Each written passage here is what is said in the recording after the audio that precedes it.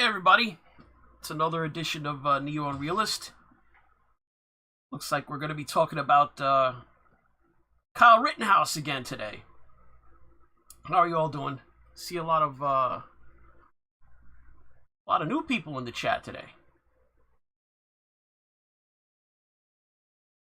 Let's see who we have here.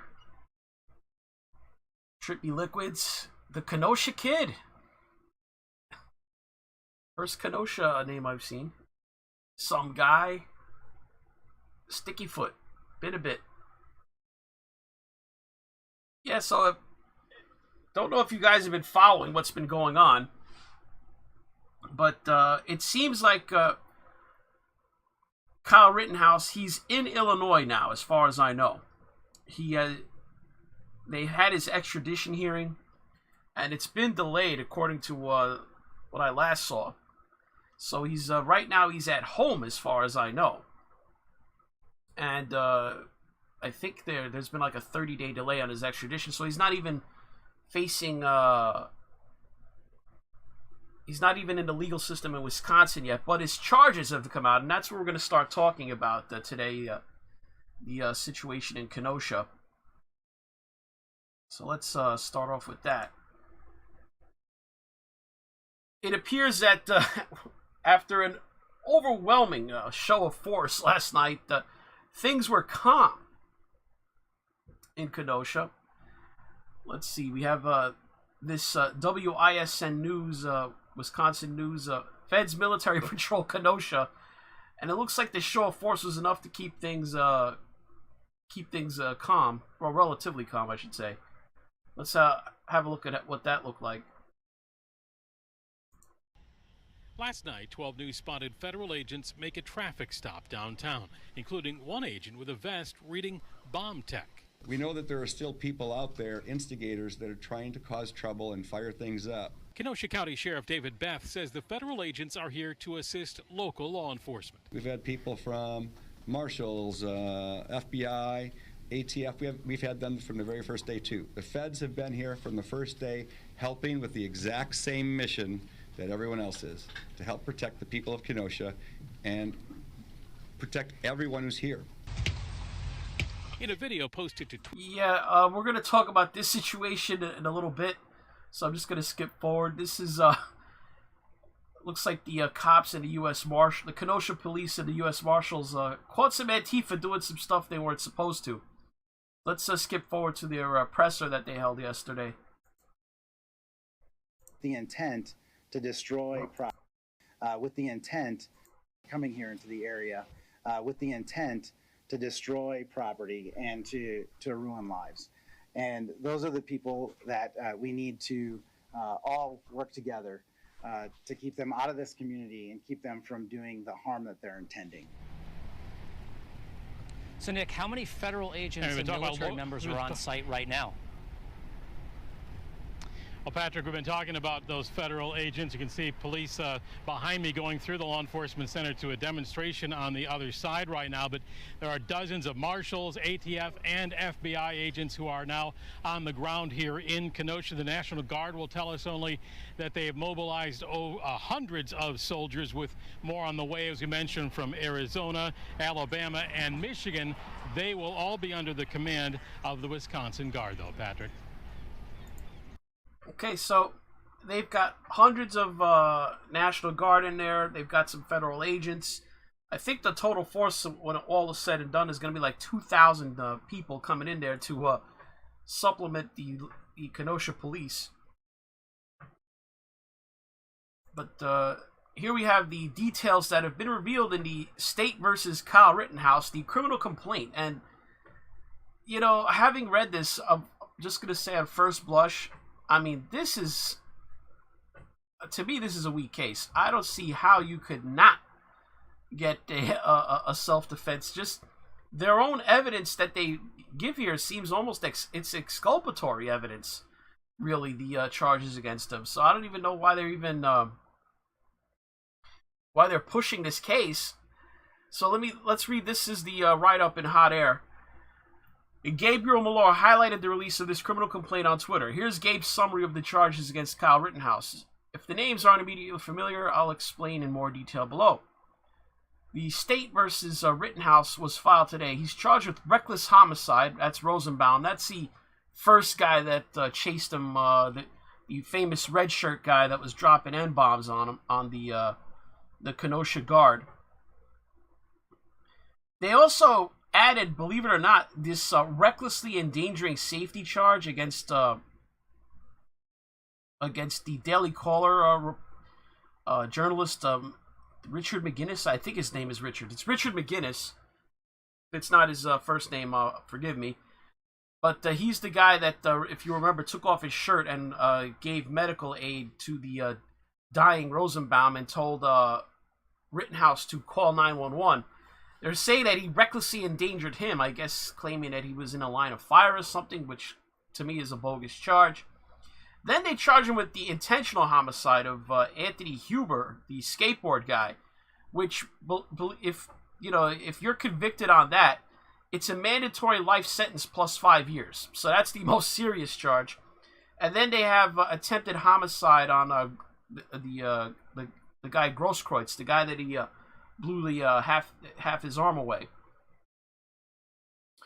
They also have the recklessly endangering the safety of an unknown male. I'm gonna guess that's the guy that did the flying kick at him. If you remember the first guy that when he fell down in the second shooting incident, there was a black guy that went flying through the air and tried to kick him in the head. And he was the first guy that Rittenhouse tried to shoot, but he missed. So that guy didn't get hit. So let's read what they had to say here. It's we have. This is the State versus Rittenhouse. In the course of investigating this incident, law enforcement reviewed and shared with your complainant multiple videos that appeared to be recorded on cell phones. In the first video, a male who was later identified to be Kyle H. Rittenhouse, date of birth January 3rd, 2003, hereinafter the defendant, is running southwest across the eastern portion of the car source parking lot. The defendant is a resident of Antioch, Illinois, and the defendant can clearly be seen holding a long gun, which was later recovered by law enforcement and identified as a Smith & Wesson AR-15 style .223 rifle. The recovered magazine for this rifle holds 30 rounds of ammunition. Following the defendant is Rosenbaum, and trailing behind the defendant and Rosenbaum is a male who was later identified as Richard McGinnis, a reporter. So I was right, his name is Richard. The video shows that as they cross the parking lot, Rosenbaum appears to throw an object at the defendant. Now, I figured out what that object was. I actually found a video of Rosenbaum holding the bag. I'll show it to you when we get to it. He picked it up off the ground at the car source parking lot. It looks like it's just got some stuff in it. The object does not hit the defendant, and a second video shows, based on where the object landed, that it was a plastic bag. Rosenbaum appears to be unarmed for the duration of this video. A review of the second video shows that the defendant and Rosenbaum continue to move across the parking lot and approach the front of a black car parked in the lot. A loud bang is heard on the video, and I believe that's the point where one of the people chasing Rittenhouse fired his gun. Remember, before Rittenhouse ever fired a shot that night, they shot at him. Then a male shouts, "F you," then Rosenbaum appears to continue to approach the defendant and gets in near proximity to the defendant when 4 more loud bangs are heard, and those are the shots that Rittenhouse took. Rosenbaum then falls to the ground. Now, before we go on, as a matter of fact, I saved the browser from yesterday's stream because I knew I'd have to refer to it again. So let's take a quick look at Rosenbaum. And I want you to understand something very important. He's now since been removed from the sex offender registry for Wisconsin. Because obviously, think about it, let's use logic. Where does it say registration ends? Life registration. Well, dude's dead. So there was these crazed leftists that were trying to say that his being a sex offender was some kind of fake thing.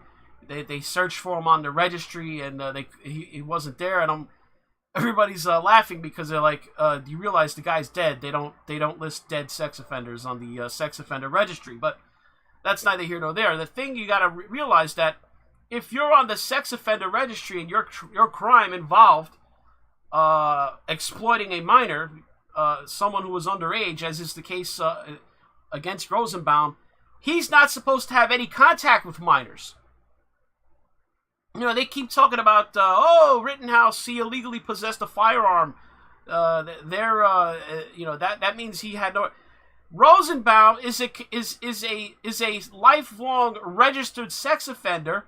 He's not allowed to have contact with minors, and here he is chasing after and assaulting a minor. So again, this is completely backwards. This registered sex offender and violent felon, this ex-convict, okay, who's not supposed to have contact with minors, is running after and chasing and assaulting a minor, and no one seems to be bringing this up. It's crazy.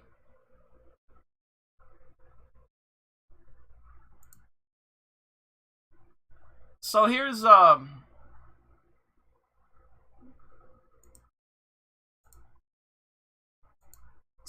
that was the long and short of that point I was trying to make.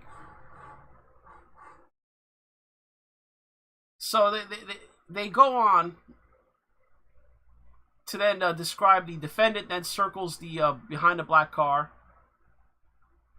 He approaches Rosenbaum, who's down at that point, and Rosenbaum remains on the ground. The reporter, Richard McGinnis, also approaches. That's when he takes off his shirt and tries to give medical assistance to Rosenbaum.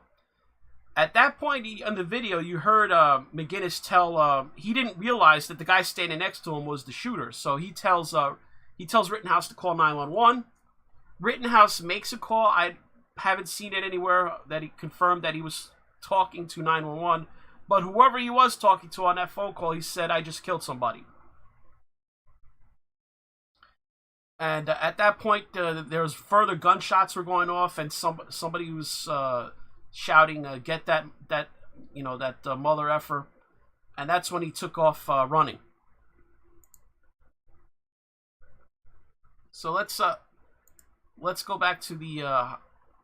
Actually, this is a better summary, I think.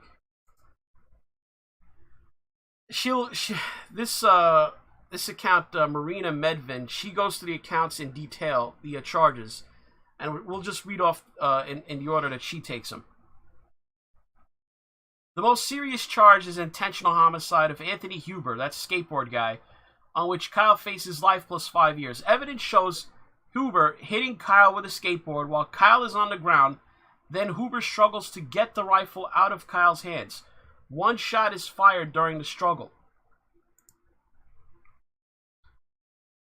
The above-named defendant, on or about Tuesday, August 25th, 2020, in the city of Kenosha, did cause the death of Anthony Huber with intent to kill that person, contrary to section, and they list the Wisconsin law, a Class A felony, and upon conviction shall be sentenced to imprisonment for life. Further invoking the provisions of section 93963, because the defendant committed this offense while using a dangerous weapon, the maximum term of imprisonment for the felony may be increased by not more than 5 years. So they give him the dangerous weapon enhancement or modifier. So that's life plus no more than 5 years. So here's the evidence they cite to back this charge. The third video that your complainant reviewed shows that the defendant running northbound on Sheridan Road after he had shot Rosenbaum, the street and the sidewalk are full of people. A group of several people begin running northbound on Sheridan Road behind the defendant. A person can be held yelling what sounds like, "Beat him up!" Okay. Remember, people, in order to make a self-defense claim, Kyle Rittenhouse has to show that he had a reasonable fear of imminent severe bodily harm or death. Now, people running behind you shouting, "Beat him up," okay, at this point, let's read further. Another person can be heard yelling what sounds like, "Hey, he shot him." Your complainant reviewed a fourth video that showed a different angle of the defendant running northbound. In this video, a person can be heard yelling, "Get him! Get that dude!" Then a male in a light-colored top runs towards the defendant and appears to swing at the defendant with his right arm. This swing makes contact with the defendant, knocking his hat off. So this is, remember, he's running. And in Wisconsin, it's not a stand your ground state.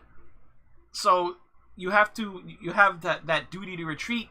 You have to try to get away from situations. So here, again, this is exculpatory evidence. They're showing that Kyle Rittenhouse is running away. These people are chasing him and attacking him, saying, beat him up, get him, get that dude. They're taking swings at him. He's not shooting. If he's some kind of crazed gunman, why would he run? He's got an AR. All he'd have to do is turn on and light them up. The defendant continues to run northbound. On the video, a male can be heard saying something to the effect of, "What did he do?" Another male can be heard responding something to the effect of, "Just shot someone." Then a male can be heard yelling, "Get his ass." The defendant then trips and falls to the ground. As the defendant is on the ground, an unidentified male wearing a dark-colored top and light-colored pants jumps at and over the defendant. Based on the sounds of gunshots on the video and the positioning of the defendant's gun, it appears he fires 2 shots in quick succession at this person. That's Anthony Hoover. Oh, I'm sorry, that's the guy that tried to kick him, the black guy. It appears that person was not hit, and he then runs away. Now notice, again, if Rittenhouse was some kind of crazed racist gunman, a black man just tried to kick him in the head and ran away. If he's this crazed homicidal gunman with racist motives, why didn't he shoot the black guy? Because obviously he was no longer a threat after he took the 2 shots at him and he ran away. He wasn't a threat anymore. So that shows that Rittenhouse's purpose there was not just to gun people down. Once the guy ran away, he forgot about him. It appears that person was not hit as he then runs away from the defendant. A second person, who was later identified as Anthony Hoover, that skateboard guy, approaches the defendant, who is still on the ground, on his back. Hoover has a skateboard in his right hand. When Hoover reaches the defendant, it appears he's reaching for the defendant's gun with his left hand. So here, the prosecution is going to stipulate, and she highlighted this in here. This is important. Reaching for the defendant's gun, right there. That's reasonable fear of imminent bodily harm or death. The guy's trying to take her gun away. So it's clear why she's highlighting all these exculpatory facts. Here, look. Get him, get that dude. Defendant running. Defendant continues to run. Again, this is not an active shooter. He's running. Look at all the times they write defendant running, defendant running. Defendant trips and falls. That's when he can't run anymore. He fell to the ground, so he can't escape anymore. Only then does he defend himself with lethal force. Skateboard in his right hand, deadly weapon. Reaching for the defendant's gun, imminent bodily harm or death. Skateboard makes contact with the defendant's left shoulder. He's been assaulted by Hoover. Remember, he's down on the ground. Hoover's on top of him. He just hit him with the skateboard, and he's now reaching for his gun. This is the prosecution saying it. This isn't the defense making this argument. This is the prosecution in the charge. How is this going to stick? They're basically exonerating the guy. They're giving him a self-defense case right in the charge. Hoover appears to be trying to pull the gun away from the defendant. Are you kidding me? The defendant rolls towards his left side as Hoover appears to be trying to grab the gun. This is the third time they've written in there, trying to grab the gun. The gun is pointed at Hoover's body. The defendant then fires 1 round, which can be heard on the video. Hoover staggers away. Now, this Hoover was just unlucky. This 1 bullet hit him right in the heart and punctured the heart and the aorta. That guy was done. The bullet hit and punctured the heart and the aorta. He probably died in seconds. Hoover staggers away, taking several steps, then collapses to the ground. Hoover subsequently died from his gunshot wound. I mean, right there, she wrote three times that reaching for the gun, hitting him with the skateboard, which is assault with a deadly weapon. But they won't probably charge that because it wasn't really like he didn't really swing hard and club it. It was more like a tap. But he was kind of using the skateboard as leverage so he could grab the gun.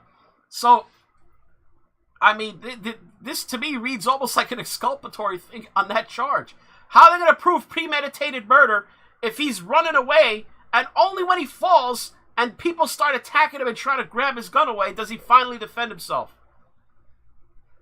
So here's, let's get him on the second most serious charge, the reckless homicide. That's in the death of Rosenbaum, the guy that originally chased him. The maximum penalty on that charge is 65 years. Now, this is where, again, there's no way this charge is going to stick, because in here, the prosecution is quoting a witness that is exculpatory for Kyle Rittenhouse. Remember, the reporter for the Daily Caller, Richie McGinnis, was right next to these guys when Rosenbaum was shot. So according to Richie McGinnis, Kyle was running from Rosenbaum, who was chasing him and threw an object at him. That's the famous plastic bag that we all originally thought was a Molotov cocktail due to the trick of the light. The moment he was shot, Rosenbaum was attempting to grab Kyle's weapon. So before we go into the charge, there again, here's another guy trying to grab his weapon away from him. Remember, this is a registered sex offender, not supposed to have contact with minors. At this point, remember, this is the first incident. Rittenhouse hasn't fired a shot, and we're going to hear from Richie McGinnis, the witness, why this is important, because he's going to tell us what happened right before all this that precipitated this whole thing. So according to Richie McGinnis, Rosenbaum, at the time he was shot, was reaching for the gun.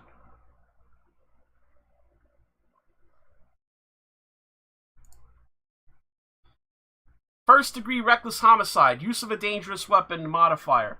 Above named defendant on Tuesday, August 25th, 2020, blah, blah, blah. Did recklessly cause the death of Joseph Rosenbaum under circumstances which show utter disregard for human life. A Class B felony, and upon conviction may be sentenced to a term of imprisonment not to exceed 65 years. And further invoking they give him the dangerous weapon enhancer, so that adds, that tacks the extra 5 years on. So let's read this, and we're going to have again the exonerating statement. She looks like she's, that I don't know for sure, but it looks like she's highlighting statements that exonerate the guy. Defendant can clearly be seen holding a long gun, later recovered by law enforcement. We know that, blah, blah, blah. Following the defendant is Rosenbaum. Now remember, at this point in time, when Rosenbaum is following Rittenhouse hasn't fired his gun. He hasn't pointed his gun. He's not been in a fight with anybody. As a matter of fact, he's running from Rosenbaum. Just remember that. He's committed no crime, no provocation. We have video of what was happening about a minute before.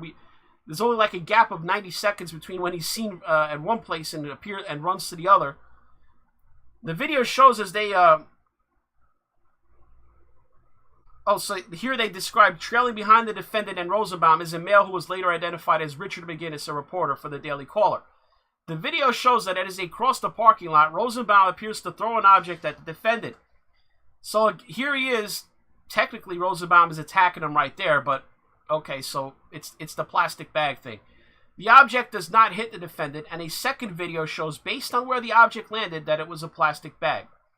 Rosenbaum appears to be unarmed for the duration of this video. A review of the second video shows the defendant and Rosenbaum continue to move across the parking lot and approach the front of a black car parked in the lot.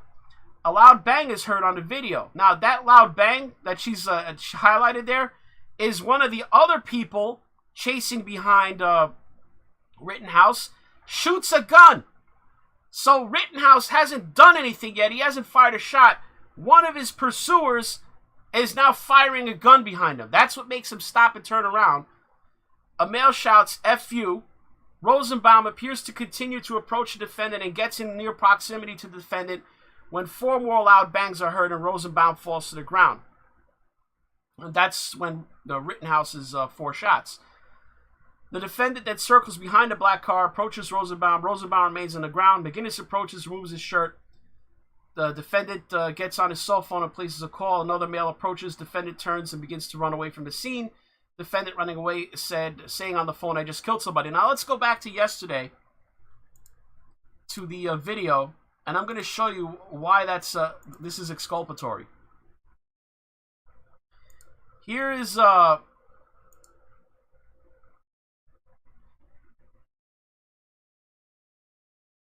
here is the New York Times breakdown video of the incident, and you'll see them is white boys. Here's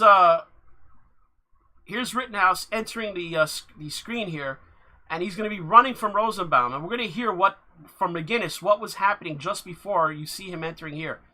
Here he is running from Rosenbaum. Look at the distance between them. He's got his back to him. He's not pointing his gun at anyone. He's running away from him. Yeah, that's antique.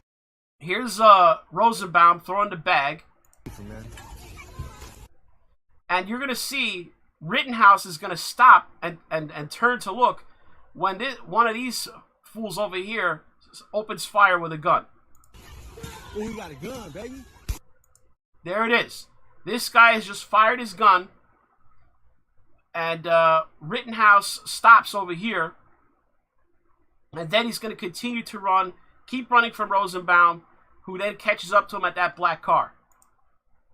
Ooh, they shoot him. Okay, so that's the fateful moment there. Now, the New York Times, in their analysis, remember, they also found another shooter here. They have the handgun muzzle flash from the opposite angle. So this is a guy standing somewhere around the intersection, maybe on the opposite corner across the street. But notice the muzzle flash is there. Notice the New York Times, they also mark Rosenbaum as lunging man. So this muzzle flash is going off right as he's reaching Rittenhouse. So he hasn't even shot yet, and already there's multiple gunmen firing. So let's go back to the charge over here.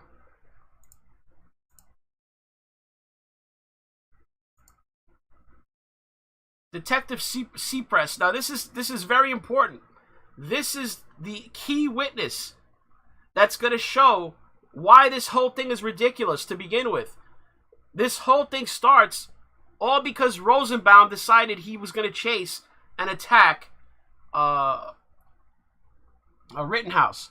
Detective Seapress interviewed McGinnis, the Daily Caller reporter, and indicates the following. Before the shooting, McGinnis was interviewing the defendant. So McGinnis was talking to Rittenhouse. Just moments before this all started, he was talking to him.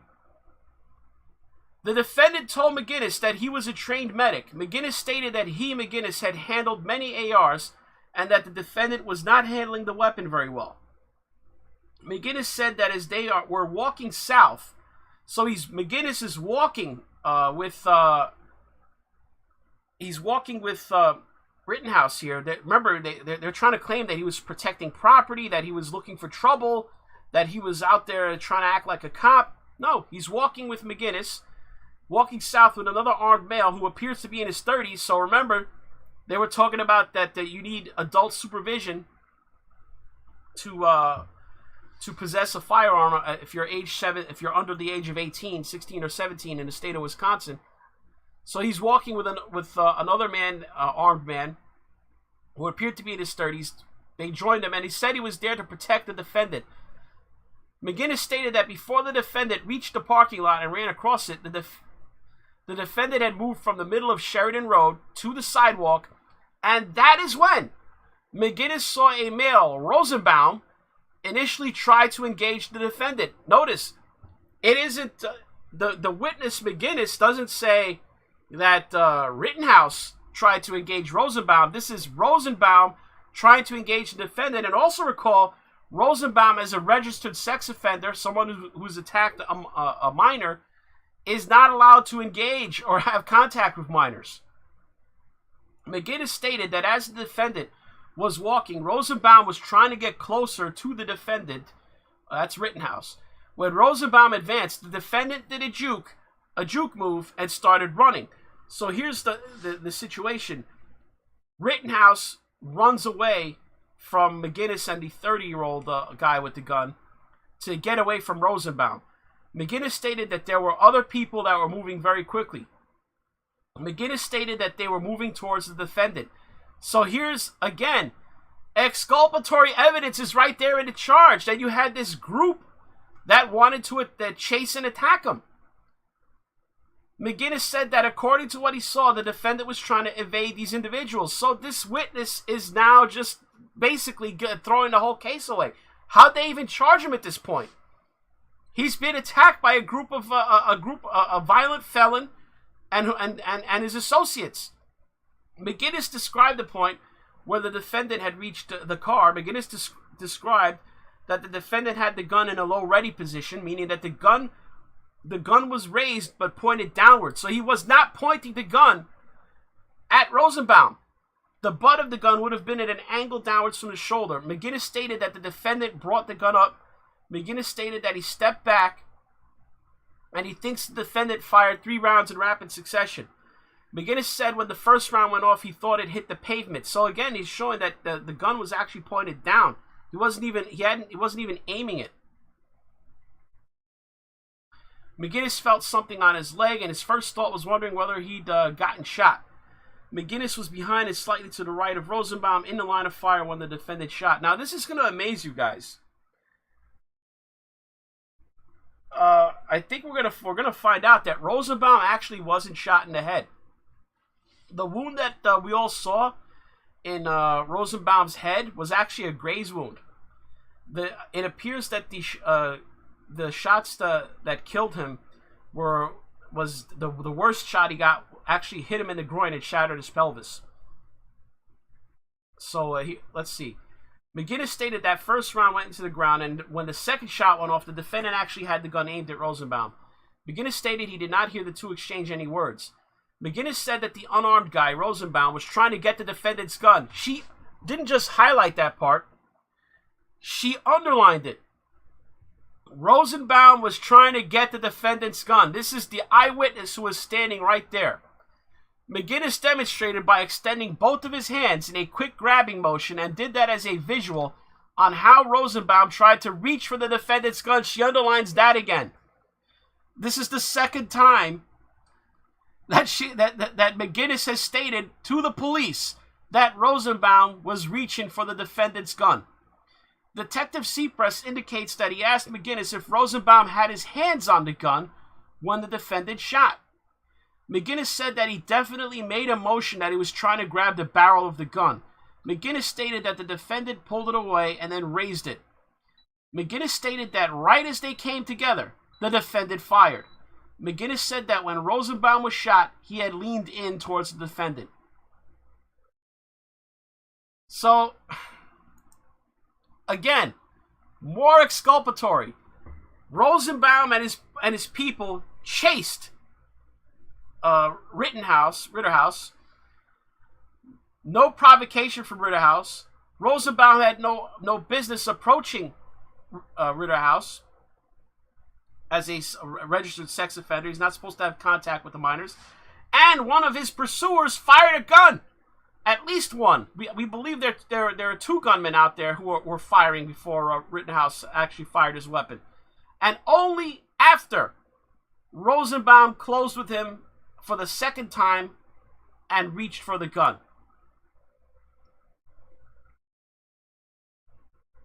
Next charge. Kyle is charged with attempted intentional homicide of Gage Grosskreutz. This is the bicep man. Now, here's another thing you got to remember about Gage Grosskreutz. Gage Grosskreutz, as I revealed to you in yesterday's stream, is a convicted felon. Recall Gage Grosskreutz in the hand attached to the arm that got the bicep blown off. He was holding a Glock pistol. He's a convicted felon, and as you know, in most states, convicted felons are not allowed to possess firearms.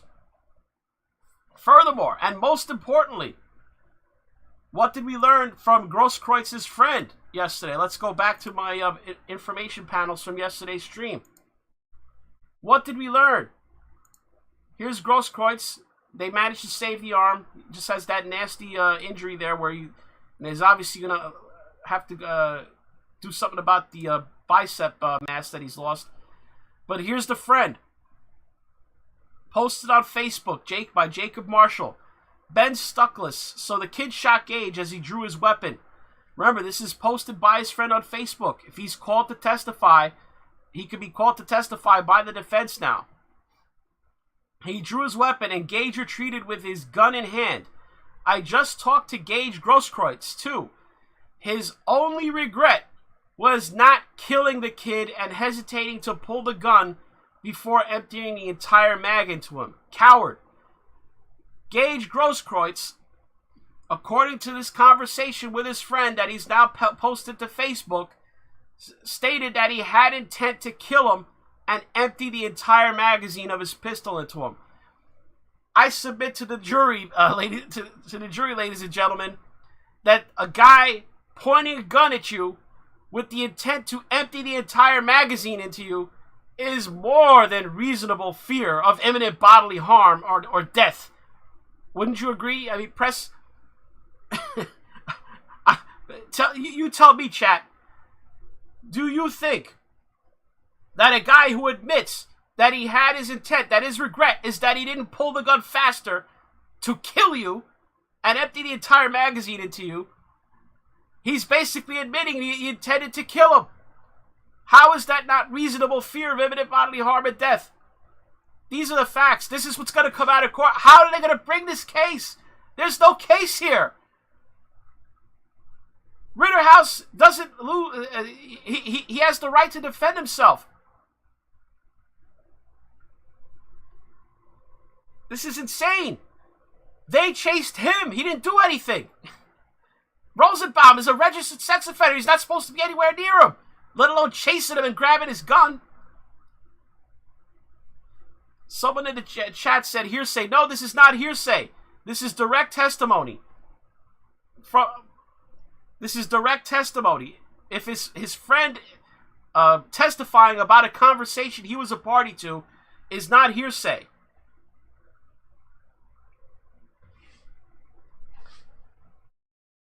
This is ridiculous. Let's go back to the chart. She underlined that. Again, this is exculpatory. This is nuts.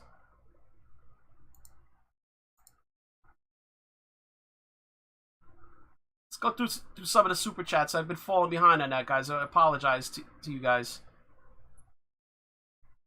Super chat from Sniper Sight 00. How did Kyle end up alone? Where did his mates go? Well, I just read that to you, that part. McGinnis says that he was walking with him. He believes the 30-year-old came. They got separated when Rosenbaum started chasing him for some reason. Rittenhouse decided to run away, and left his friends there. Don't know what happened. Clearly, the reporter ran after him because he was behind him, only about a few feet behind him and Rosenbaum. So we know that now. Sniper Sight 00. Never bring a skateboard to a gunfight. Yeah, I mean, I'd say Hoover learned his lesson, but no, unfortunately, no.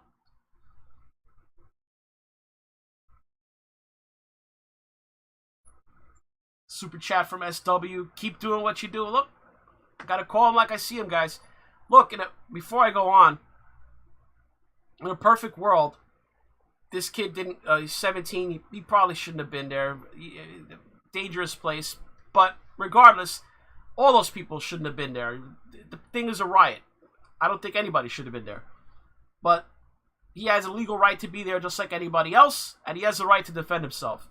It's my opinion.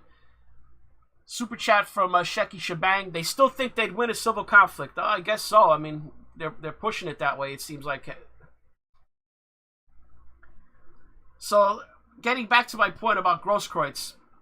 He's a convicted felon. He's not supposed to have that Glock. So they want to keep talking about he had no business being there. He had possessed the firearm illegally. Well, so did Grosskreutz. He's a felon. And again, 2 of these 3 guys he shot, you could make the same argument. They're also came from somewhere else. They're also from out of state. So that every argument that they're pointing to for Rittenhouse, who let's be real, the guy lives like 20 minutes away. This is not some kid that drove cross country to get there, like all these Antifa people, as we're about to hear. So you got a sex offender who's not supposed to have made contact with children, a convicted felon who's not supposed to have a gun, and 2 out of the 3 guys didn't live there, which is the argument that they're saying that Rittenhouse had no business being there because he crossed the state line with a firearm that he didn't legally possess. He had no business being there.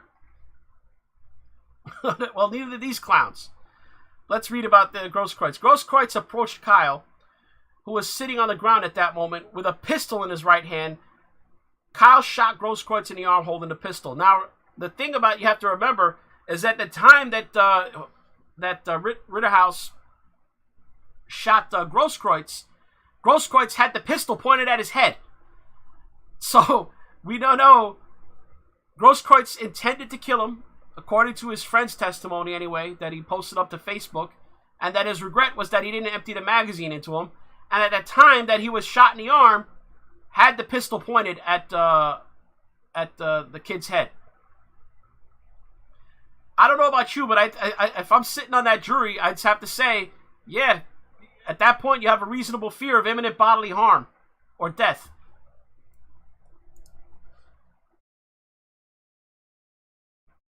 Okay, so to describe the charge, looks like this one is a Class B felony, and if you're convicted, the term of imprisonment is 60 years for attempted first-degree intentional homicide, use of a dangerous weapon. Dangerous weapon enhancer adds 5 years, so 65 years for this one. After shooting Huber, that's skateboard man, the defendant moves to a seated position and points his gun at a third male, later identified as Gage Grosskreutz, who had begun to approach the defendant. When the defendant shot Huber, Grosskreutz freezes and ducks and takes a step back. Grosskreutz puts his hands in the air. Now think about it. If this guy was planning first-degree murder and was a crazed active shooter, why didn't he shoot Grosskreutz when he had his hands up? Why would Grosskreutz had his hands up? If he wanted to kill him, he had him dead to rights. He was basically 5 feet in front of him, taking a step back with his hands up. Grosskreutz then moves towards the defendant, who aims his gun at Grosskreutz and shoots him, firing a shot. They failed to mention here, this they're leaving out. They're omitting the fact that Grosskreutz raised the gun. After faking surrendering, Grosskreutz raised the gun, and the gun winds up pointed, eventually in that moment, at Rittenhouse's head. Grosskreutz was shot in the arm. Grosskreutz appears to be holding a handgun in his right hand when he was shot. Grosskreutz then runs southbound away from the defendant, screaming for a medic, and the defendant gets up and starts walking northbound. The defendant turns around facing southbound while walking backwards. Super chat from Point Curation. Wonder if they overcharged to make the indictment fail on purpose so riots get worse. Here and with Chauvin. I mean, I was saying the same thing. I sent a message to Matt Christensen, Beauty and the Beta, and we came to the same conclusion. I said this is they've got to overcharge. This has got to be on purpose. There's no way. How are they going to make this stick in court? I'm not even exaggerating. In terms of rooting to get the kid out. I mean, objectively, logically, how are they going to get a jury, 12 people out of 12, to convict this guy with these facts? This is nuts.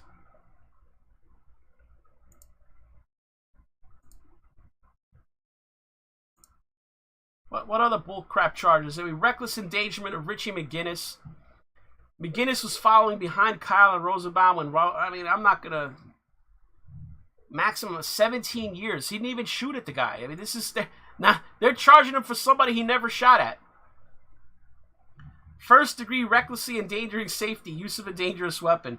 Remember, Richard McGinnis was the reporter. He never attacked Rosenbaum. He never attacked Rittenhouse. He was never in any danger. This is just complete overkill. The video shows that as they cross the parking lot, Rosenbaum appears to throw an object, blah, blah, blah. We got that. Loud bang. Male shouts F you. Rosenbaum continues to approach, gets in proximity. We know that part.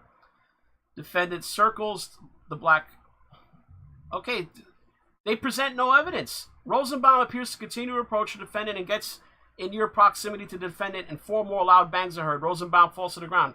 Where's the evidence that McGinnis was recklessly endangered? Detective Seapress interviewed McGinnis and indicates the following before the shooting. So they repeat the thing where he was interviewing the defendant. They're walking along.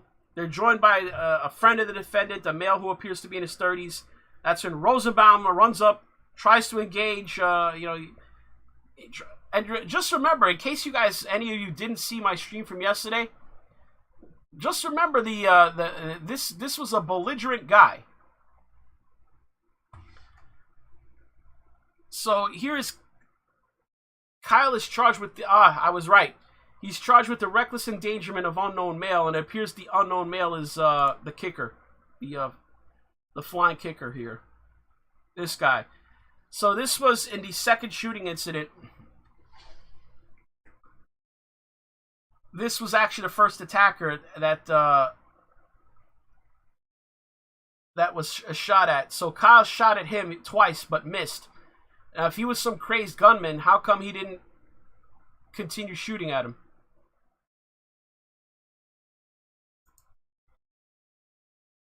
Super chat from 6T. Hope you and all in chat are doing all right. Thank you for streaming. As much as me for anything else. I mean, as I read this thing, I said I have to do a stream on this. This is crazy. So we learned a little bit more about Kyle Rittenhouse today. They're saying that he was charged in Kenosha protest homicides. The headline at the Milwaukee Journal Sentinel is that he considered himself militia. Well, I don't know how they came to that conclusion. Kyle Rittenhouse, 17-year-old, charged with shooting 3 people, 2 of them fatally. Video recorded in the hours before the shooting shows Rittenhouse hanging out with older armed men who say they're protecting a car lot. Rittenhouse of Antioch, Illinois, also did an interview with the Daily Caller in front of a boarded-up building. People are getting injured. Now here we've got more video. So if you watched the stream yesterday, you probably saw this clip of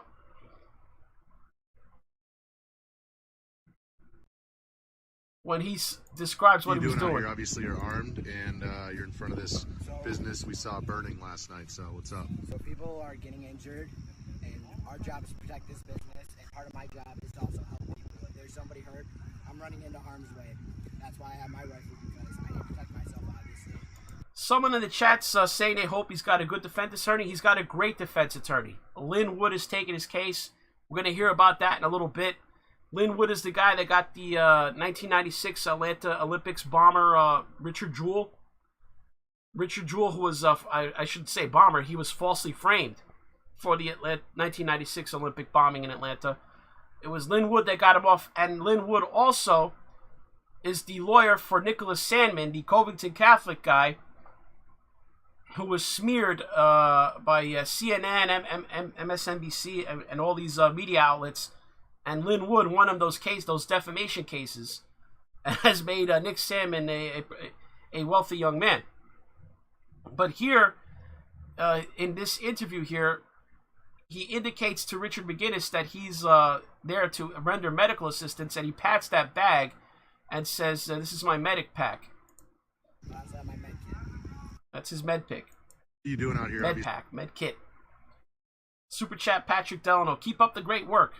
Thank you. So let's go back to the story here. People are getting injured, and our job is to protect this business, Rittenhouse says in the clip. My job is to protect people. If someone is hurt, I'm running into harm's way. That's why I have my rifle. I've got to protect myself, obviously. But I also have my med kit. So he was there to help people who needed help. And he states right there, I have my rifle. I've got to protect myself. And to me, he never used his rifle only to protect himself. Only when he was attacked. The kid tried to run away. I mean, this kid spent all night running, it seemed like. The heavy involvement, they keep calling it a militia. I don't think this thing existed before the Blake police involved shooting which happened on Sunday. It sounds as if this thing came together in like a day. It's just a bunch of guys that got together. It's not like there's running around in the woods for years, doing training together. I don't know. So apparently he's part of this Kenosha Guard group,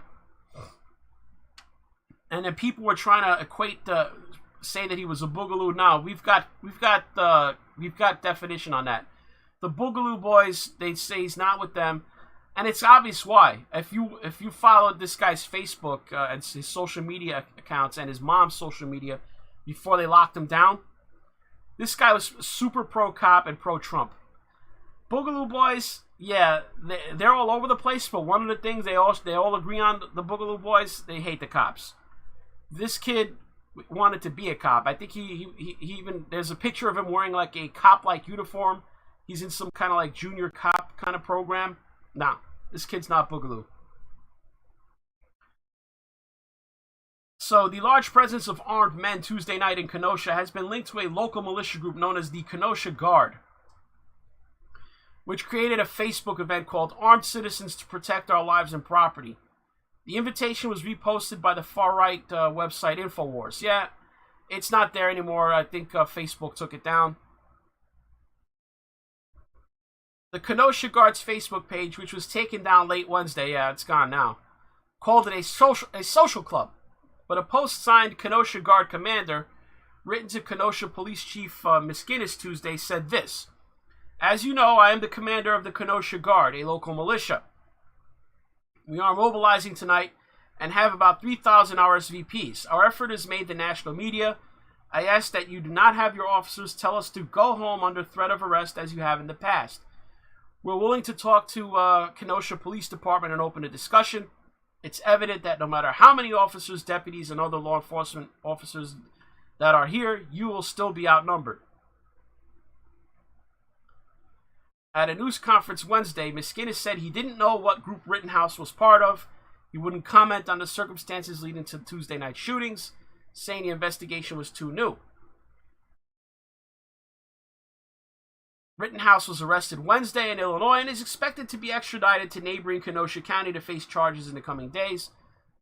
Militia groups cropping up around the country. I don't think this is relevant to the story, but here we have the Boogaloo Boys denying that he's a member.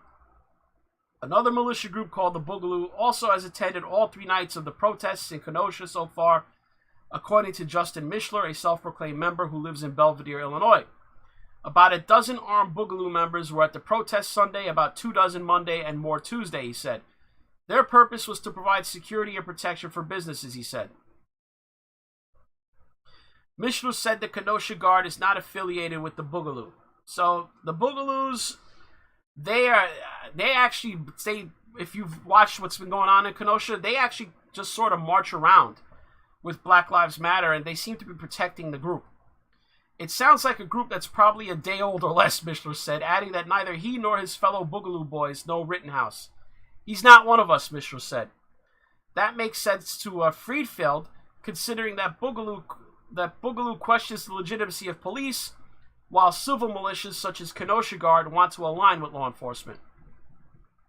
The pro-cop stuff puts them wildly at odds with the Boogaloo. That's what I was saying. It's legal to openly carry a rifle in public in Wisconsin. The fact that a 17-year-old is allowed to walk around with a long gun without being stopped adds to the tension.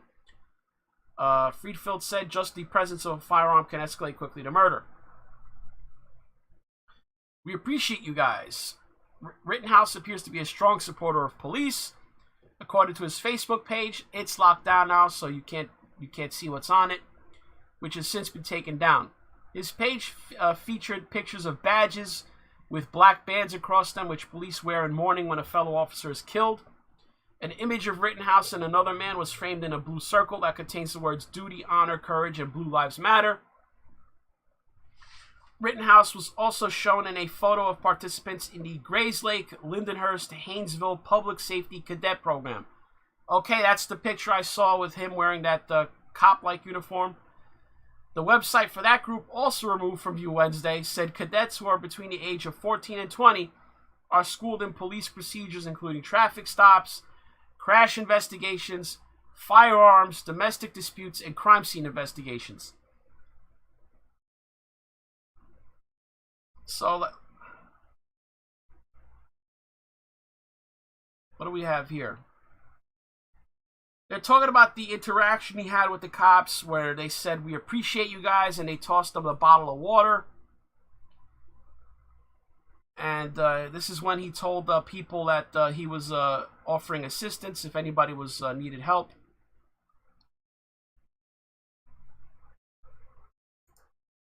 So here, let's look at. We have some additional video from that night. Some have come down from the roof. This is when they first were up on that roof. This was, I think, the night before. And some of them came down, and one of them spoke to Elijah Schaefer. And this was a video taken by Shelby Talcott. She obviously didn't know that this guy was going to be involved in a shooting the next day. But look who I noticed in this video. This guy is, I don't know if he's the commander of the Kenosha Guard, but he's someone that obviously in some kind of leadership position. Look at who he's talking to.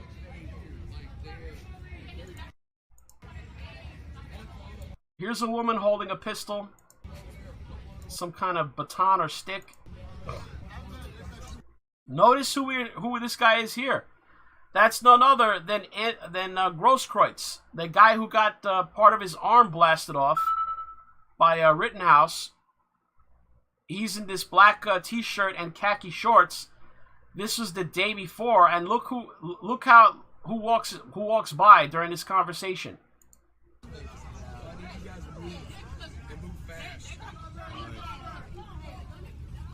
So here's Grosskreutz here. Remember, in about, I don't know if this was the day before or if this was the same night. Now I'm not even sure, but here he is. He's still, obviously his arm's still intact.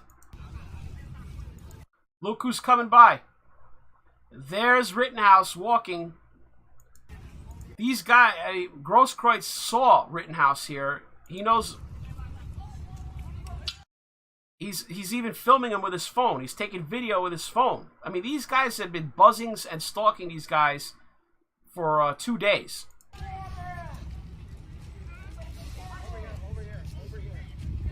So here he is, and why is Rittenhouse walking here? Who is he motioning to?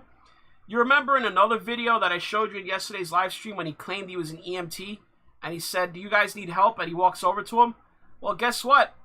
These are the people, and this shows that he actually did help them. Watch these people come into frame. They're going to be helping someone who appears to be having trouble walking. This is the person that was hurt that he helped. Do we have anybody who's injured? We have a medic. See, they're saying that Rittenhouse is their medic. I'm an EMT. If you are injured, come to me. So that he wasn't full of crap. He was actually there giving medical assistance. Let's see that again. He walks into frame. Here's again. This is so weird.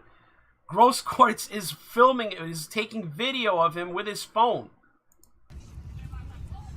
As here you can see the guy's limping along with his two friends helping him, the injured person with the bad leg. And here Rittenhouse is gonna wave them to come to him to get assistance.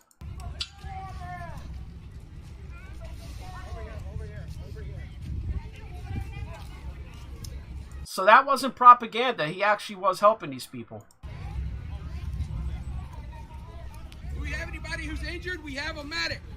I am an EMT. If you are injured, come to me. Okay. I thought you guys would find that interesting. This is the person. I guess they took somebody took a welt there. I don't know. That looks like a woman's leg though. So probably not the same guy.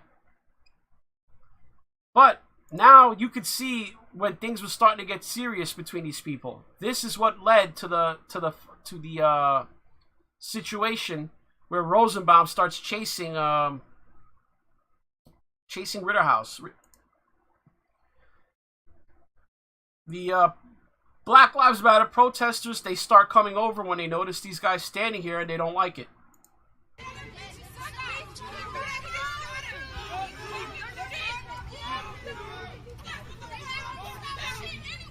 Now, how is this a white supremacist militia if they have black guys with them?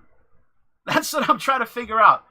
This gentleman here appears to be with the Kenosha Guard, and I believe this gentleman here. They're not. I don't see them carrying rifles. I don't know if they have pistols, but they seem to be trying to defuse the Black Lives Matter people, and obviously, if this is some kind of racist militia, I have never heard of a white supremacist militia with black members or associating with blacks. So, again, another narrative debunked here. If this is true, these guys were with them here, standing in front of this business, trying to protect it.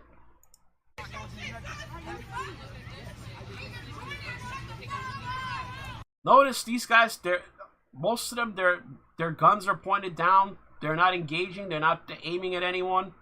This guy's not even holding his gun. He's just got it slung. That's what we're doing. On top of that, they're not even confronting them or disagreeing with their cause. Most of them saying, hey, we agree with you. We just don't want you to burn this place.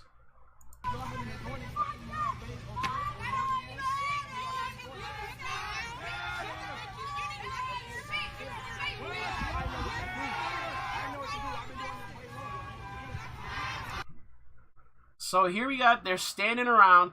Half these guys aren't even facing the protesters. I mean, look, this guy's looking that way.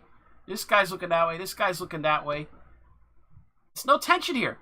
It's just the only thing that's going on is the Black Lives Matter people are screeching over there from the street.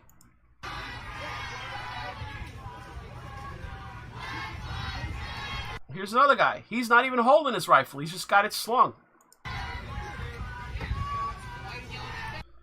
Actually, did I just see a skateboard? Is that Huber? I'm mistaken. It's a shield.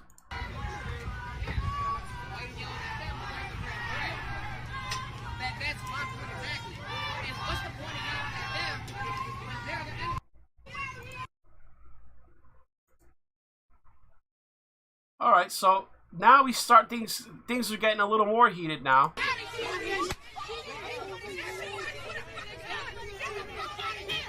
And you can see here, there's Rosenbaum. And he's instigating, he's causing trouble. He is at the center of this, trying to create conflict here. Notice, of all the Black Lives Matter people here, it's Rosenbaum who is the most belligerent, the most provocative of any person here.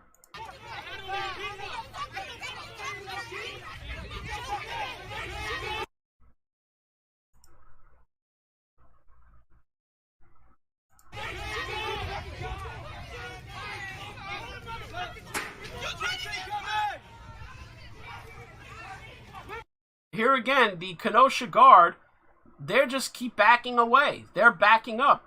I just included this angle because it's a better angle than the one we saw yesterday. No one's pointing their guns. There's no conflict in terms of, even a hint of using deadly force.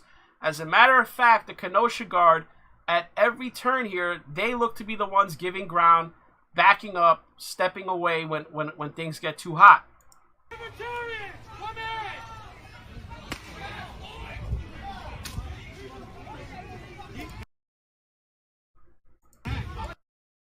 And there's Rosenbaum. There's the bag. There's the infamous plastic bag. He's holding it here. It looks like there's some crap in it, like some boxes of some stuff. It's hard to make out.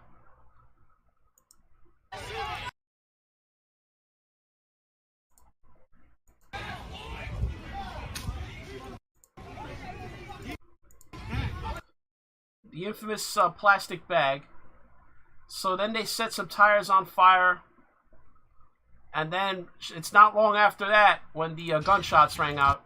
So Shelby Talcott was down the block at the other parking lot when that happened.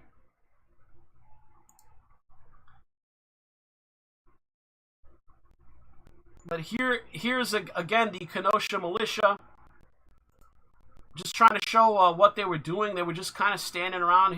I guess this was the earlier as well.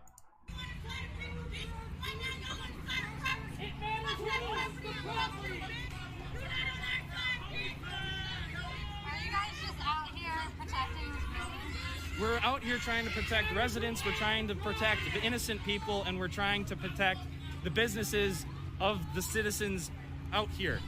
We're not trying to protect the government. You want to tear down those lampshades, go for it. So here we go again. I'm using this this footage to show that this Kenosha Guard wasn't even really in opposition. They weren't counter-protesting. They weren't trying to argue with the Black Lives Matter people. They just kind of were like, hey, do your thing. Just don't destroy this building. Don't destroy private property. Keep your anger with the city. I guess it's not my speed, but it's the government that fucked with you guys. It's not the civilians. These guys didn't do anything to you, right? So we don't want to hurt these people. Do you own the business? No, we're just here. That's it. Again, and another thing, we really don't want a gas station to go up. That'd be bad.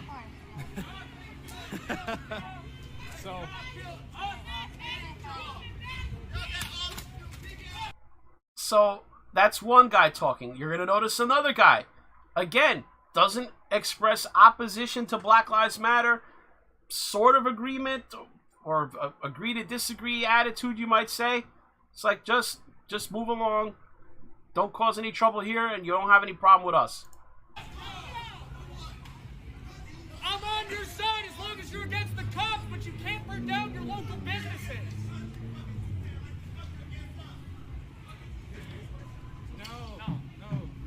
Doesn't seem to be a white supremacist militia if they're saying they're on the side of Black Lives Matter. But the owner of this business is probably out here with them. Yeah. They're destroying their own neighborhood. Don't fuck up the government that just killed your man. Don't fuck up your neighbors. Fuck it. Don't care. Yeah. Civilians. I'm just a guy. I'm just a fucking guy. I'm just trying to. We're not affiliated with any militia or anything. We're just out here trying to. Alright, so these guys, this idea that they were out there to confront protesters, they were not looking for trouble.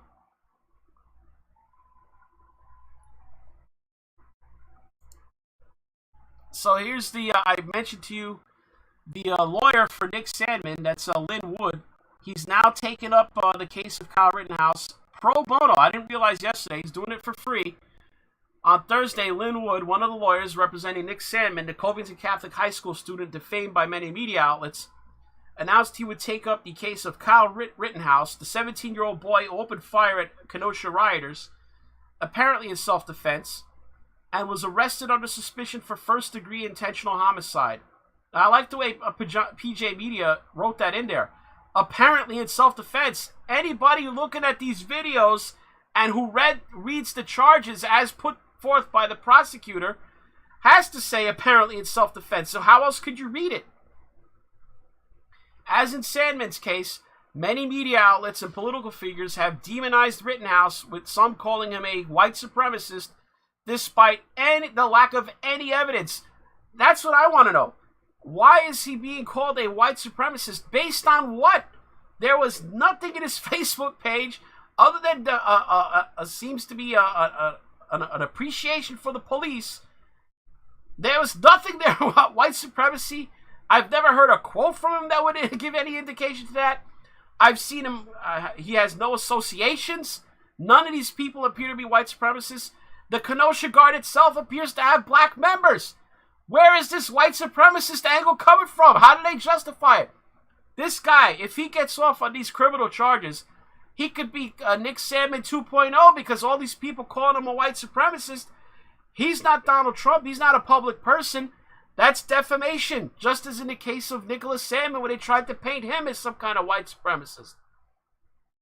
If he comes out of this on the other side and he doesn't go to prison, If he gets off on self-defense, I think they're going to have more defamation lawsuits. I mean, this is nuts. There's nothing. I've checked. There's not a hint. First of all, he's only 17. He hasn't been around that long. This is nuts. Super chat from Point Curation. Salmon's lawyer got involved because big dollars are down the line for the civil case against the media. No issues with the guy thinking ahead. Yeah, I mean, I see this again. There's going to be dollars to be made if he gets off on this, on defamation lawsuits. Thanks to all freedom-loving Americans who responded to requests for contact information on Kyle Rittenhouse. We've connected with Kyle's family. Help's on the way. Kyle will have excellent legal representation. We owe him a legal defense, Wood tweeted. Many others are going to need your... that's the part I read to you yesterday.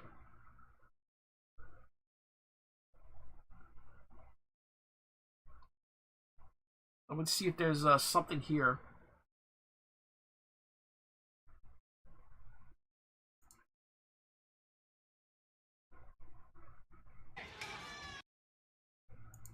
Okay, so this is another video breakdown that I didn't have. So this is the first time I'm seeing this, actually.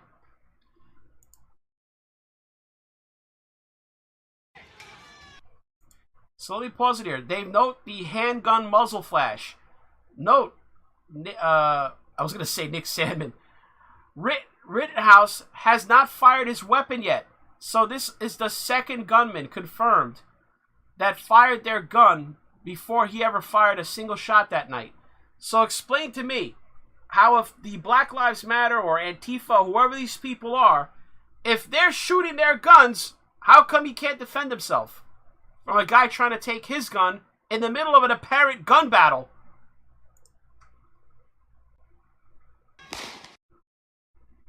Notice that shot went off, and he's still chasing. He is still chasing at this point. He hasn't been hit yet. So all these shots are going off before this kid ever took a shot. Okay, now finally he's taking a shot. 2 gunmen have opened fire in his vicinity before he ever takes a shot in anger.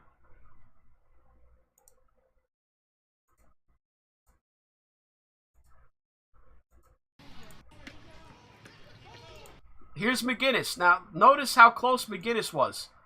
McGinnis is right there. So he is an excellent witness, and he is the guy that is, again, his testimony is exculpatory because he says that Rosenbaum was lunging for the gun. He tells him to call 911. He takes off his shirt, and then you'll hear the kid just say, "Hey, I just killed somebody."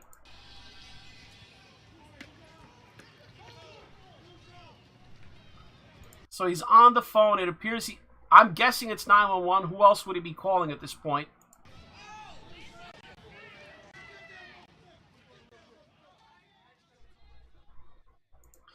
Okay, so that's the point where he trots away when somebody says, "Get that mother effer." Obviously, there's gunshots going off. It's very sketchy.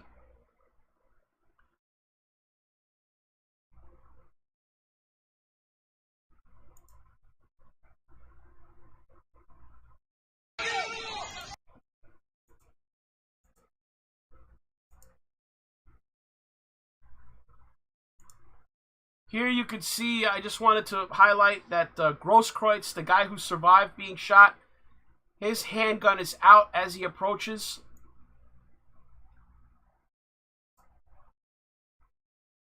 And when he takes out Huber with the skateboard, he doesn't shoot at Grosskreutz right away because Grosskreutz puts his hands up. It's only when Grosskreutz resumes coming towards him and raising the gun towards his head that he finally gets shot in the arm. And I just wanted to make that clear in case someone didn't see.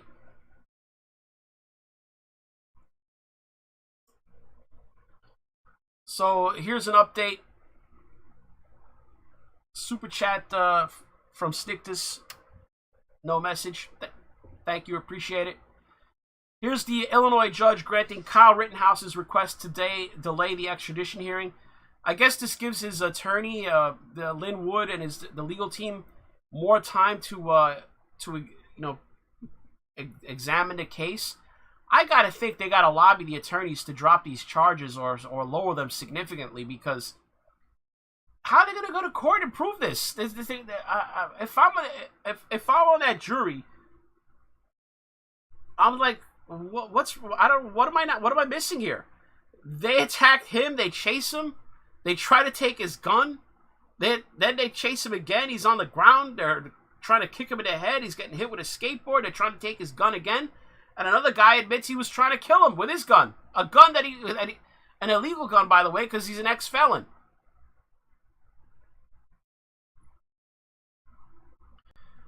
The judge on Friday granted Kyle Rittenhouse's request to delay his extradition hearing to September 25th. Actually, that's another good idea, because the longer they delay this case, just get it let the anger die down, because there's no way this guy's going to get a fair trial in that area. But I guess that's a smart thing. Just delay. If you delay even the extradition, that means they won't even get to the court in Wisconsin.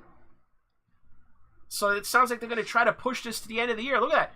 The extradition hearing, if it's on the 25th, that means it'll be the middle of October before this guy ever gets to Wisconsin. We're still in August, guys. The Illinois judge postponed the decision on whether 17-year-old Kyle Rittenhouse should be returned to Wisconsin to face charges after he killed two men in what now appears to be acts of self-defense. Good for you, Gateway Pundit. I'm glad that that they wrote that. What appears to be acts of self-defense. Rittenhouse was arrested on Wednesday and is currently being held at a Lake County Juvenile Center. The teen was hit with 6 charges on Thursday. We just went through those charges, so I won't repeat them for you. Assistant Public Defender Jennifer Snyder, who was representing Rittenhouse, asked for a delay in the extradition so her client would have time to hire a private attorney. She said Rittenhouse had spoken by phone with his mother since his arrest. Lee Filas, spokesman for Lake County, Illinois State's attorney, declined to comment on whether other charges were being considered for anyone who may have acted as an accomplice to Rittenhouse. Noted attorney Lynn Wood defended Rittenhouse and said the teen was acting in self-defense. From my standpoint, it's important that the message be clear to other Americans who are attacked that there will be legal resources available in the event false charges are brought against them, Lynn Wood said. Americans should never be deterred from exercising their right of self-defense. Lynn Wood called Rittenhouse a fine young boy blessed with a good family. Video eye does not lie. Kyle Rittenhouse acted in self-defense. Murder charges are factually unsupportable. An egregious miscarriage of justice is occurring with respect to this 17-year-old boy. I love truth and justice. I deplore lies and injustice. Had those feelings all my life. At this time, I will not publicly address private facts about Kyle Rittenhouse or his family beyond telling you that is a fine young boy blessed with a good family. Take media rumors and accusations with a grain of salt. In time, lies are always revealed when the truth is disclosed.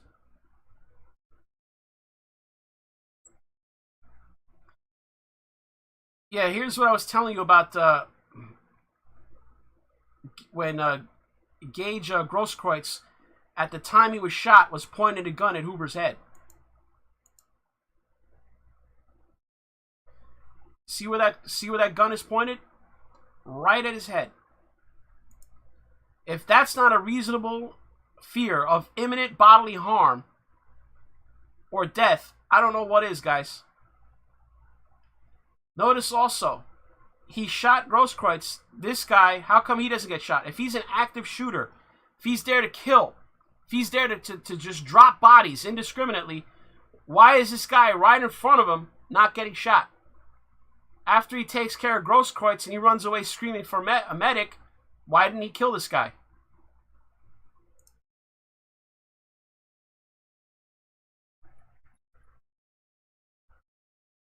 Let me just check real quick to see if Lynn Wood has posted anything else on Twitter. Check his account real quick.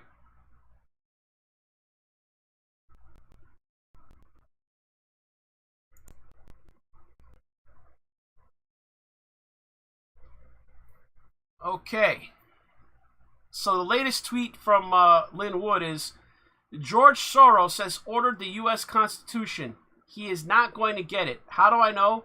Tens of millions of freedom-loving Americans tell me so. Whatever Soros orders, Soros gets. What is this in relation to? It's a reply to his previous tweet about Video Why Not Lying, and this guy Kevin is trying to say that that George Soros is trying to ordain this, and Lynn Wood is saying that that George Soros is not going to get away with this. I mean, for whatever that's worth, Lynn Wood thinks that George Soros is on the other side of his case. Want to hit you with this information. Seattle Antifa group arrested in Kenosha with riot gear and controlled substances. Someone tipped off the cops in Kenosha that 3 carloads and a van, a bus, and a car were rolling into Kenosha from Seattle, full of Antifa up to no good. And I guess instead of just going in right away, they launched an operation with the U.S. Marshals, and they just watched them for a little bit. And the members of Riot Kitchen 206, a no-charge kitchen-serving protester, activist movements, and those in need in Seattle, Washington, have been arrested by authorities in Kenosha, Wisconsin, after police suspected that they were preparing for criminal activity related to the civil unrest. Kenosha police released a statement following the arrests that, acting on a tip, I wonder who gave them that tip, that they had surveilled the vehicles with out-of-state plates, fueling gas cans. The vehicles contained gas masks, helmets, protective vests, illegal fireworks, and suspected controlled substances. A video from the arrest taken by onlookers quickly went viral. In the video, law enforcement officers emerged from unmarked vehicles and appear to have been from multiple agencies, including the U.S. Marshal Service. Kenosha police later confirmed that they led the operation. Let's see what it looked like when they grabbed these Antifa out of their van.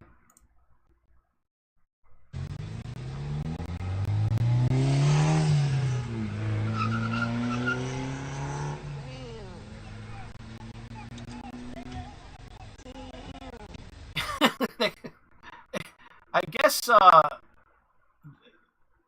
maybe Andy No called ahead and said, hey, you've got these Antifas coming in from Seattle.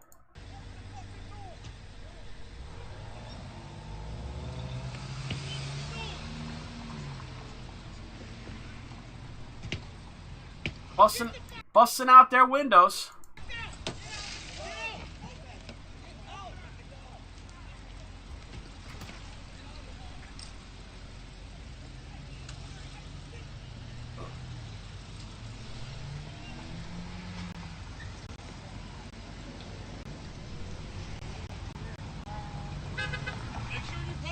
I definitely am. I ain't moving.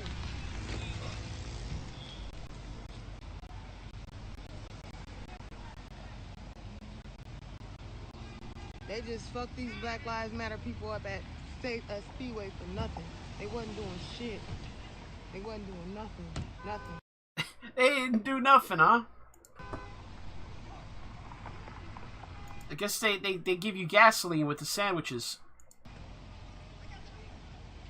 No, I got the vehicle. Go. He jumps in their car.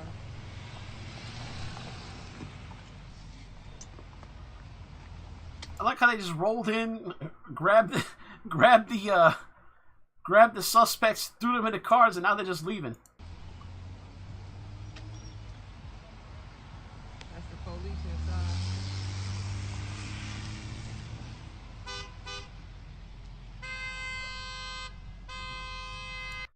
That car used to be full of Antifa, and now he's very lonely. I wonder why they didn't take the driver. They just took all the passengers. That's 12. And they got cars, Jeeps with no plates on them. All the police riding Jeeps and cars with no plates.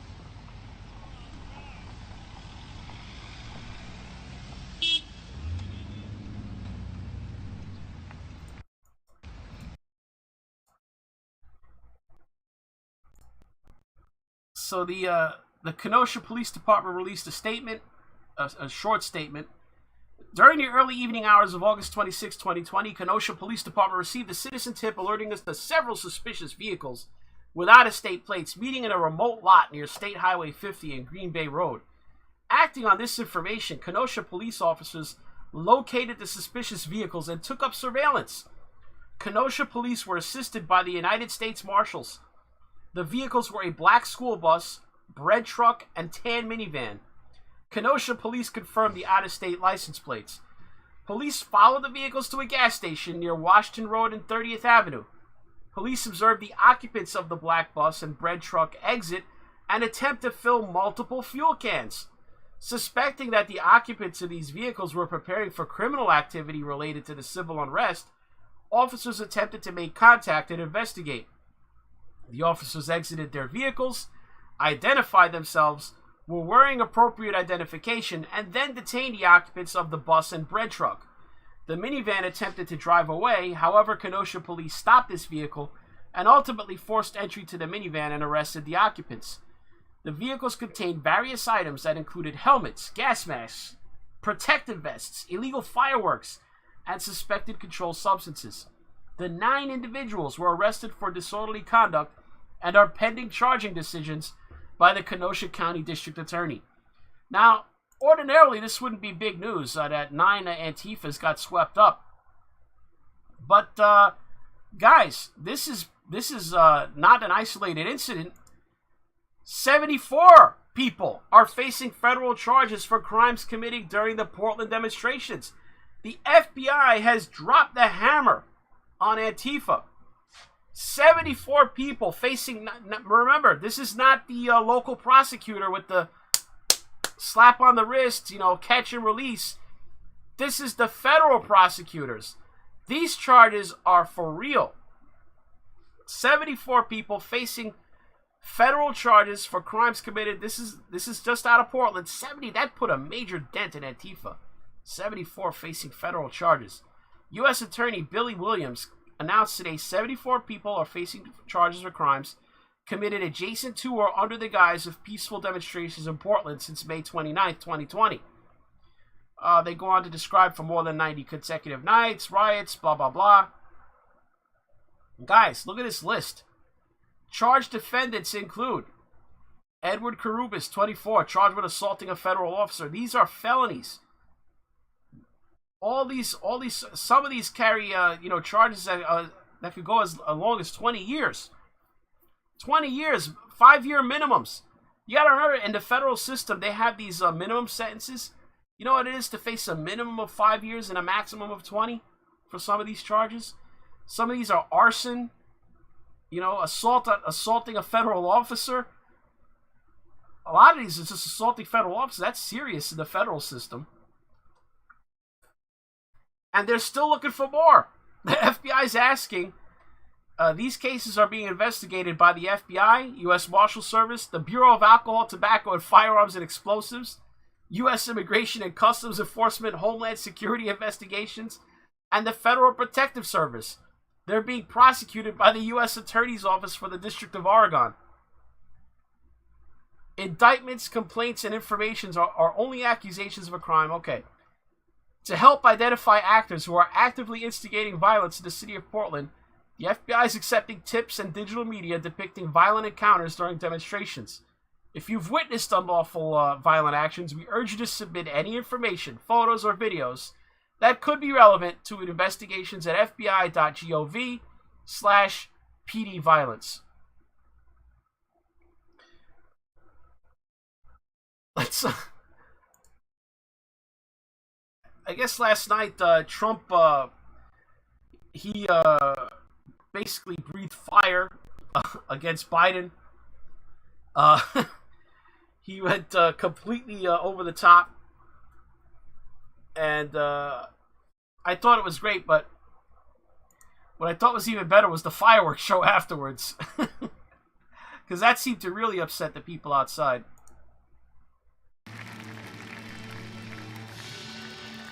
This was at the Washington Monument, and they were triggered by that the fireworks show was based at the Washington Monument.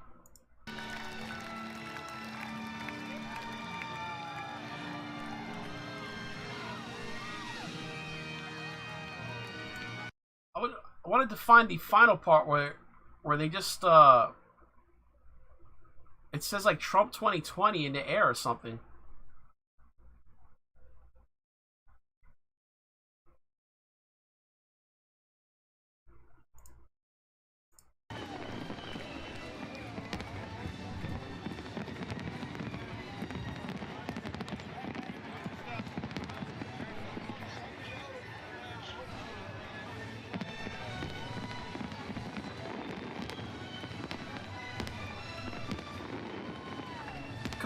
Just compare this to the DNC.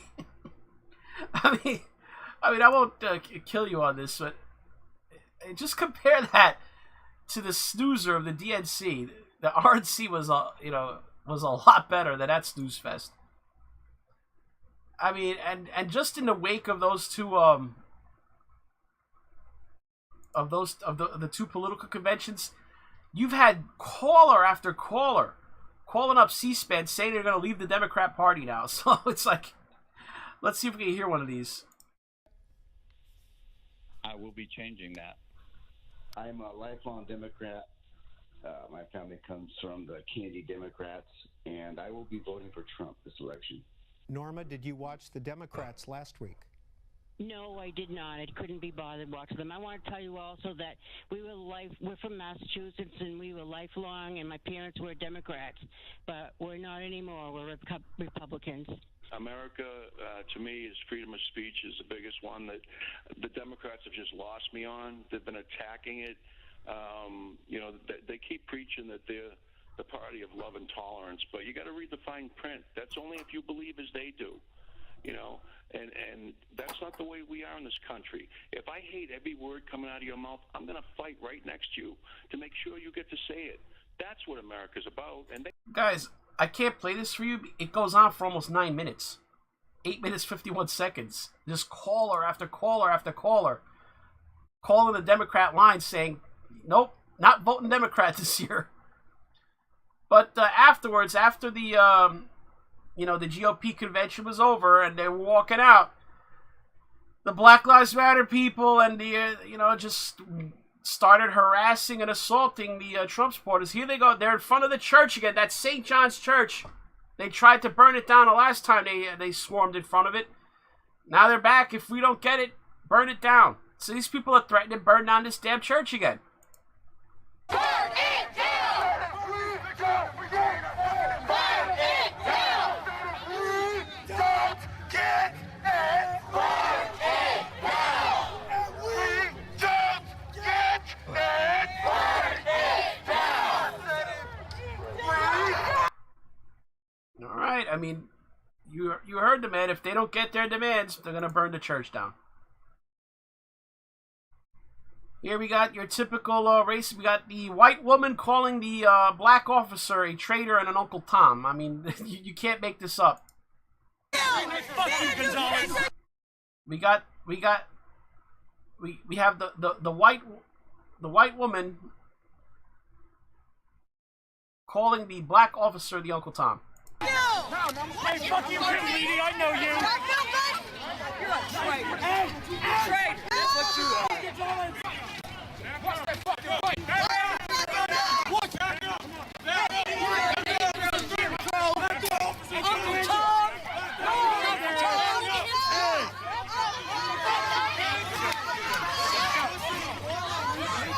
Y'all need to fucking back up. Move back. Move back.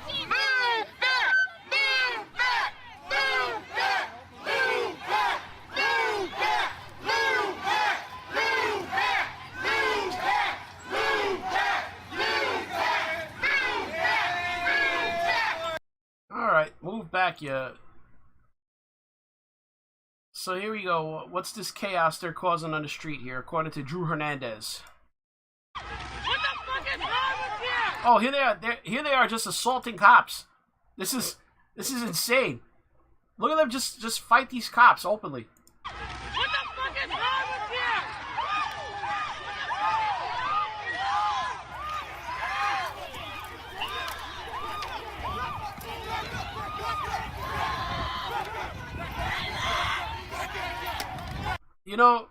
if you square up against a cop like that, it's one thing. It's one thing to get in a shoving match with a cop, but when you square up and make fists at him, now you're in a fight with the cop. I mean, you're just asking to get arrested.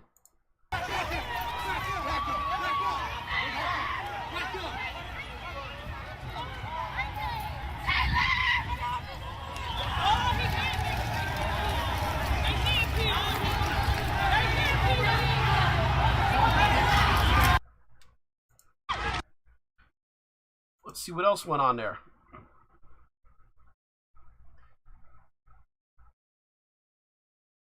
Here's where they basically attacked they swarmed Rand Paul, and technically they didn't make contact with him, but they attacked the cop that was protecting him and his wife.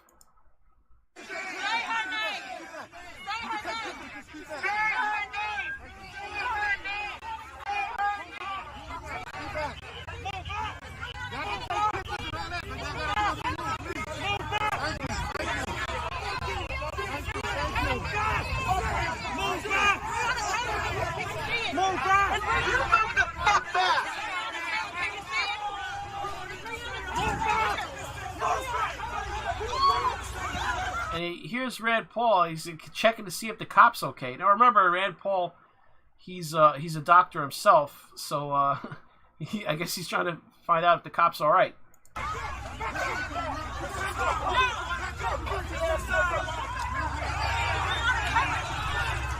Remember, guys, that's Rand Paul's wife right there. So you could imagine he's probably more worried for her than himself.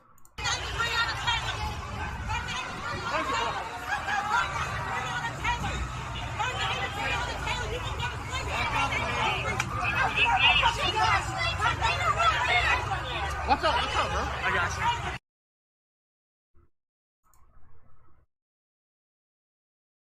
And this one is the one that really pissed me off. This is Congressman Brian Mast. Now, this is a man who gave 2 legs and a finger, in service to his country, and he has to put up with the bullcrap from these, spoiled ingrates. I mean, what patience this guy has. Congressman, what brings you out here tonight? What's that? What brings you out here tonight? Walking to my hotel. Really? Yep. Did you attend I sure did. It was a great time. Did you enjoy the fireworks? The fireworks, I thought, were outstanding. What do you make of all these protests? Everybody has their right to protest. That's a beautiful thing. You're not afraid for your safety? No. Should I be? What do you think about police killing black people in this country? Don't worry, we're gonna vote. What do you think about police killing black people in this country? I don't think anybody should get killed wrongfully. What do you think about police killing black people in this country? Answer the question that I am asking you. How do you feel about abolition? No, answer the question. How do you feel about He already answered the question. She just doesn't like the answer. police killing black people in this country, in this city? Anybody's right to due process. How do you feel about police killing black people? Or wrong to take anybody's Black rights people. away. That's that all lives matter. I'm asking Isn't it? Right. Black people. Everybody. But they haven't taken yours. Do you feel about police murdering black people? She keeps asking the question. He keeps answering her. She just doesn't want to take yes for an answer. People Anybody in this murdered country. is wrong. Anybody. How do you feel Black about people. answering the question? Black people in this country. Anybody murdered. Her question makes no sense. He answered it. This is the dumbest thing. He answered it. Unless she doesn't think black people aren't people. Black people. Any So if I say black Steven, person? we're talking about Steven. Me, How do you feel about Steven? I don't know Steven, but if they kill Right, him so how do you feel about a black person? That would be We're very wrong. specific. That would be wrong. So how do you feel about police? So what are you unnecessarily murdering? Wait a minute, you answered that 80% question, more but black answer people her than question. Any other race? Answer How that. do you feel about that particular piece of inequality? What do you mean? Why is she asking? What would it matter how he felt about it? I don't understand. Here they are. I don't even know who these 2 people are, and they're just 2 randos getting hassled by Black Lives Matter. Answer the fucking question. Like children. Sir, are you just getting back from the president's RMC speech? Answer the fucking question!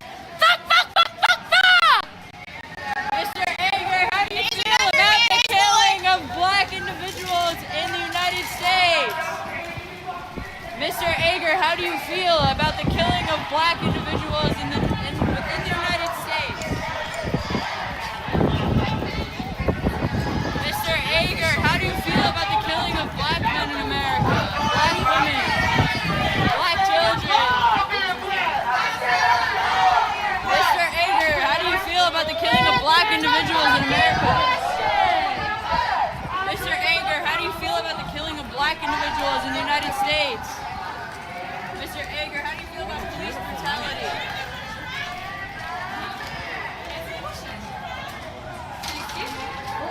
Excuse me. Oops. You're trapped now. How do you feel about the killing of black individuals in America? Put your hands on me again, I'll fuck you up. Put your hands on me again and I'll fuck you up. Hands on me again and I'll fuck you up. I mean, do these people think these are good optics? I mean, I don't understand. Are they? Is it any wonder why Biden is at this point losing in the polls? I mean, how do they think this is good optics? This is not convincing. I don't find this convincing. Forget to independents. This is why they're losing moderate Democrats. This isn't stupid. Bitch, what? Hands on me again and I'll fuck you up. What? Are these unarmed racist people? Oh. Mr. Ager, how do you feel about the killing of black people? How do you feel about abolition? That's curious. Proof. How do you feel about abolition? How do you feel about people killing, cops killing black people? You can't hide from the people. There's more of us and there are more of you. This system is coming down. It's giving abolition now. Hey, these people are delusional.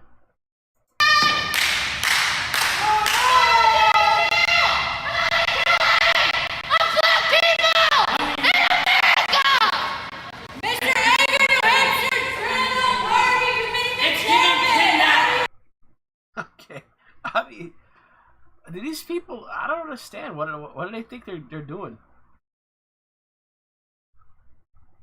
Just there's a lot of randos here. Here, these people they pass some kind of bus, some bus here.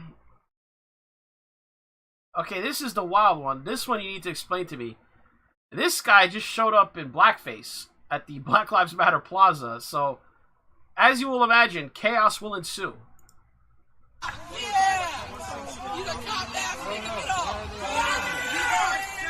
This is not a smart idea, folks. The cop, the cop's like, really?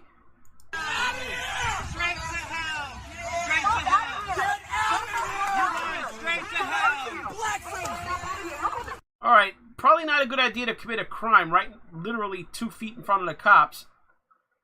Now that's a chase, and yeah, things go haywire from here.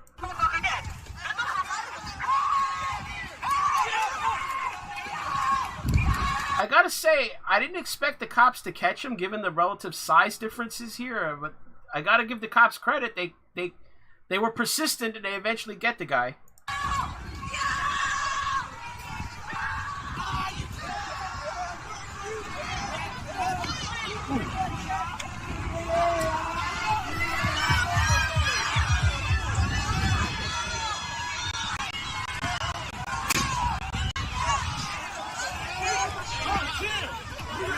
So, kudos to these cops. I figured they looked to be a little bit on the out of shape side. They were persistent. They eventually caught up, but that's half the battle, folks. Now they can't lose this guy because now you got a crowd, and they're going to try to free the guy.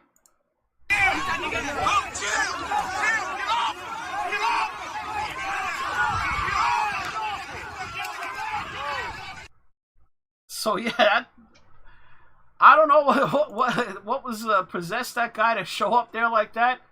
What a dummy. But kudos to those cops. I mean, I thought that, especially given the age difference and they look like they got at least 50 to maybe 100 pounds in the guy. and they caught up to him, and then they had to keep a hold of him in that crowd. But I think we'll just leave it there. It's we're coming up on almost 2 hours.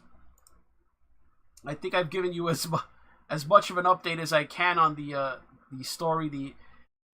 Not much happened in the way of rioting yesterday. Portland actually had its first night of peace in a long time, but I suspect that's because, as I mentioned to you, I think Antifa is spooked by this FBI filing charges on 74 people in Portland, by them grabbing those 9 Antifa guys, people that were trying to roll into Kenosha.